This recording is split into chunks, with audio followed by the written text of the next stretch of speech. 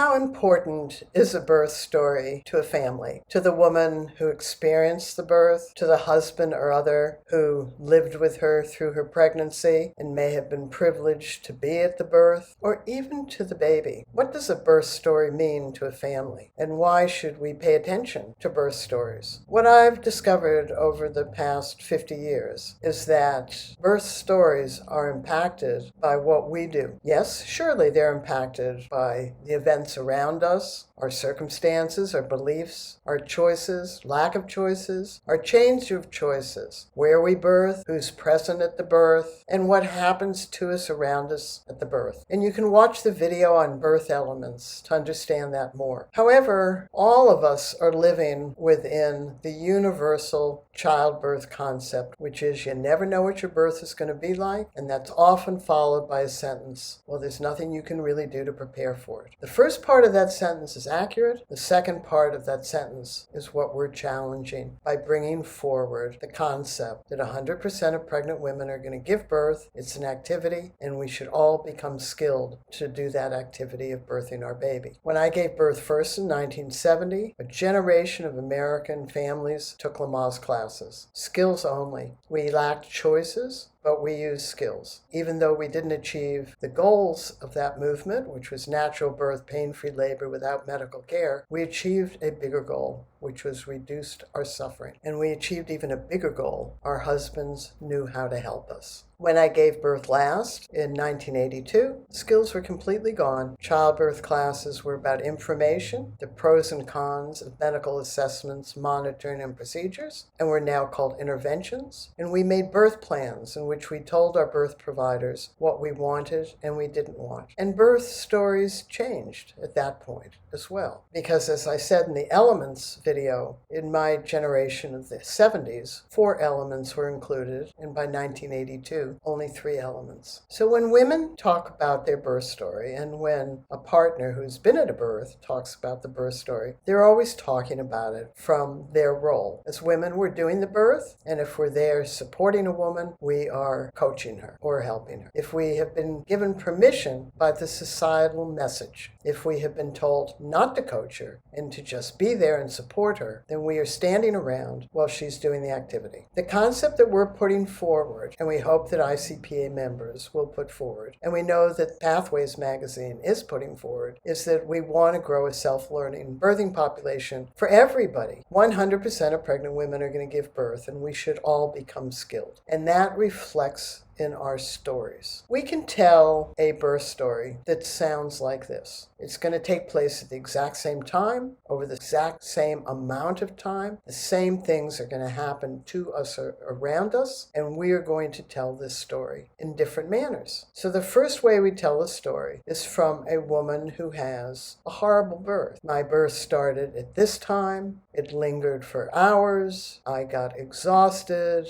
I eventually went into labor. I was so tired. When I went to the hospital, I got pain relief. It didn't always work. They did terrible things to me that I didn't want them to do. My baby was born. My body felt damaged. I had a terrible experience. And the partner might have a birth story that sounds like this. She had a labor that went on for a long time. Nothing I could do could help her. We went to the hospital together. I didn't know what to do, so I was trying to be there. She complained a lot about what I was doing. I never seemed to be doing anything right. The doctors and the midwives were doing things to her she was uncomfortable with, and our baby was born. She feels her body was damaged. She doesn't want me near the kid because I didn't help her, and now we're feeling alienated from one another. Those are real experiences. But what happens if we put skills into this family and they learn skills together? And what are the skills that they could possibly learn? Well, Lamaze and Bradley method and hypnobirthing, calm birth, they all do breathing skills. And some of them do relaxation skills. So that at least are 2 skills. And the question is whether the skills adapt to what's going on around you. So for example, if you're planning a natural birth and then you have a more complicated birth, did you stop using your skills or did you continue to use your skills? So when Birthing Better Families developed all of the skills and the concept that we should all become skilled when we birth our baby, the message was clearly use your skills as you do the activity of birthing your baby, no matter where you birth, who's present, your beliefs or circumstances, your choices, lack of choices, change of choices, where you birth, who's present at your birth, or what happens to around you. In other words, we believe, and we have passed on for 50 years, it is always an activity that we're doing with our baby. And so we can always use skills. Because when we use skills, we always birth better because we always feel more in control. So when we go back to that same story, what would it sound like if a woman said, my labor niggled for days. However, my partner and I used a skill, and that skill was simple. What do I want to do now? I didn't always like doing something. I really wanted my labor to start. But instead, we took a walk. My labor still hadn't started. So then we asked that question again. We went out to get something to eat. Labor still didn't start. So I went home and I took a shower. So by doing something and asking that question, when I went into labor, I wasn't as tired. I was more rested.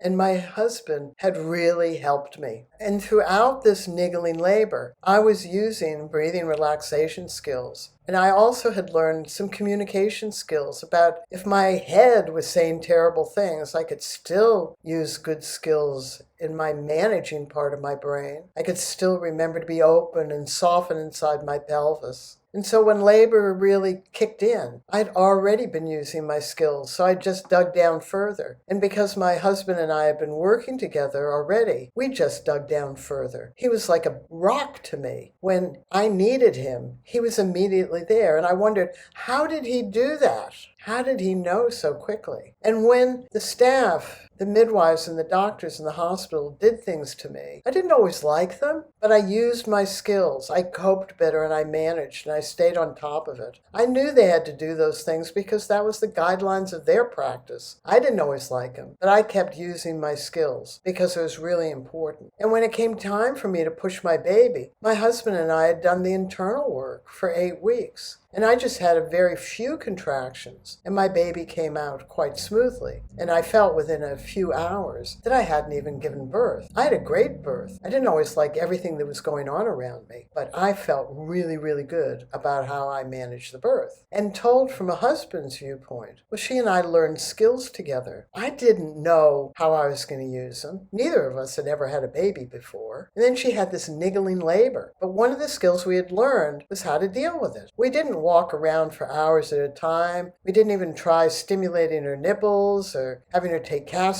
oil or having sex to try to get the labor going. We just asked a simple question, what do you want to do now? She wasn't always so humorful about answering that question, but I just kept saying, your labor hasn't started, so what do you want to do now? And so we did things, and then the labor hadn't started, so we did other things. And the more time that passed as we went and did other things and lived life, the more she relaxed and accepted the fact that her labor wasn't starting yet. And when it did start, we were already using a lot of skills together. The breathing, the relaxation, the touch relaxation, and we had done the internal work. And so I could say to her, when you breathe in, open up inside your pelvis, and when you breathe out, soften inside your pelvis. And I could touch places on her pelvis, and I could feel her soften under my touch. It was quite amazing. I could see and hear immediately if she needed my help. And when she didn't need my help, I was there and participated with her. They did a lot of things in the hospital to her. She wouldn't have probably wanted those things, and some of the things they did seemed kind of weird to me, but we understood that. We had gone to the hospital and they were doing these things. That was how they do things. But she was just great. They poked and prodded at her, and we just worked together. They never stopped us from using our skills together. They loved it.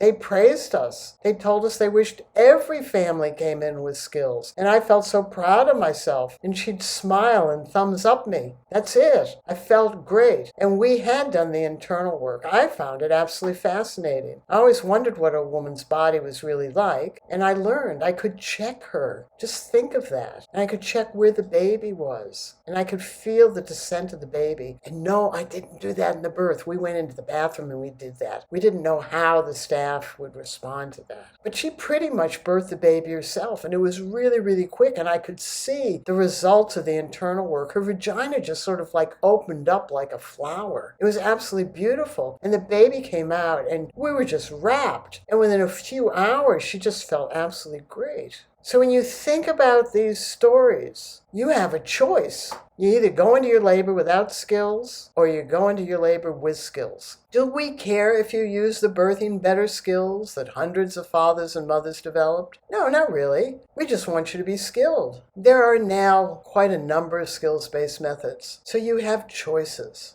And that's good. It shouldn't be a choice whether you use skills or not. You will remember your baby's birth. Which story do you want to remember? A sort of neutral bad birth? Or do you want to remember an empowered birth?